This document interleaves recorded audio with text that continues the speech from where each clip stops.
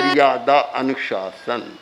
मैं मानता हूँ मर्यादा अनुशासन में आचार्य भिक्षु ने जो काम किया, बेजोड़ काम कह सकता हूँ। हमने सबको देखा है, पूरे लगभग हिंदुस्तान के बड़े भाग की यात्रा की, सब धर्म संघों को देखा, जैन संघों को देखा, वैष्णव संघों को देखा, दूसरे संघों शैव संघों को देखा, सबके साथ हमारा संपर्क, गए भीतर गए, उनके साथ रहे, देखा।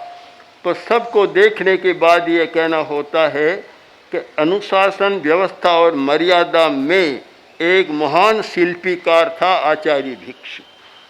बहुत बड़े शिल्पीकार आचार्य भिक्षु और जयाचार्य। ऐसा किया है कि आज भी बेजोड़ है।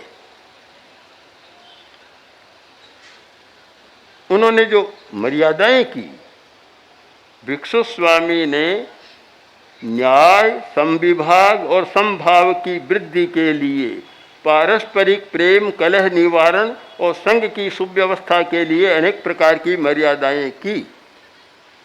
मर्यादा के उद्देश्य आप ध्यान दें कि मर्यादा क्यों, हर घर वाला भी इस पर ध्यान दे ले, परिवार अच्छा रहेगा, शांति रहेगी। पहला उद्देश्य है न्याय, सबको न्याय मिले। अगर एक परिवार में 10 है तो बराबर न्याय होना चाहिए, किसी के साथ अन्याय नहीं। यह नहीं कि पिता ने एक बेटे को तो सारी संपत्ति दे दी, दूसरों को लोटा और थाली देकर घर से निकाल दिया, यह अन्याय है। चाहे बड़ा पिता है, चाहे सास है, छोटों के प्रति, सबके प्रति न्याय होना चाहिए। मर्यादा का पहला उद्देश्य है न्याय, सबको न्याय मिले।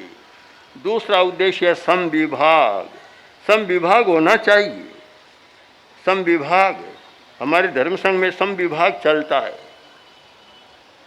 आप देखते हैं तेरापंथ भवन में साधु बैठे हैं, एक कमरे में मैं हूँ, एक कक्ष में महाश्रमण है, एक में मुनि मधुकर जी, एक में मुनि सुखलाल जी, दिनेश जी, धनंजय आदि आदि सारे जितने हैं सब बैठे हैं। आपको लगेगा कि बैठे हैं, इतना नहीं, पीछे देखे, बाद में बैठे हैं। पहले आते ही महाश्रमण, शायद नाश्ता बाद में करते होंगे, पहला काम कभी कभी यह कर लेते हैं, और कभी नाश्ते के बाद बखान से पहले करते हैं कि सबका समविभाग करते हैं, कौन कहाँ बैठेगा। पांति से होता है, कौन कहाँ बैठेगा, बिना पांति नहीं होता। गोत्री जाते हैं तो पांति से जाते हैं, कौन कहाँ जाएगा। बहुत लोग कहते हैं कि हमारे यहाँ साधु आए, साधुआ नहीं आई, हमारे यहाँ साधु आई, साधु नहीं आई। अरे व्यवस्था ही है, यह भी पांति हो जाती है कि इस गली में तुम्हें जाना है, इस गली में तुमको जाना है। यह नहीं कि एक घर में सब चले जाए तो बेचारा गृहस्थ परेशान हो जाएगा, वह क्या खाएगा, बनाना तो है नहीं, पीछे बचेगा क्या। व्यवस्था के साथ समविभाग, और समविभाग यह है कि किसी गांव में गए और पानी मिला 1 किलो, 3 साधु है, 5-4 साधुआं है, तो पांति करके पानी पी लो। यह नहीं कि बड़ा तो पूरा पी जाए, छोटे देखते रहे। 1 रोटी आई, 4 है तो 4 हिस्सा कर लो, अकेला कोई नहीं खा सकता। समविभाग। तीसरा है समभाव, समभाव रहे सबके प्रति।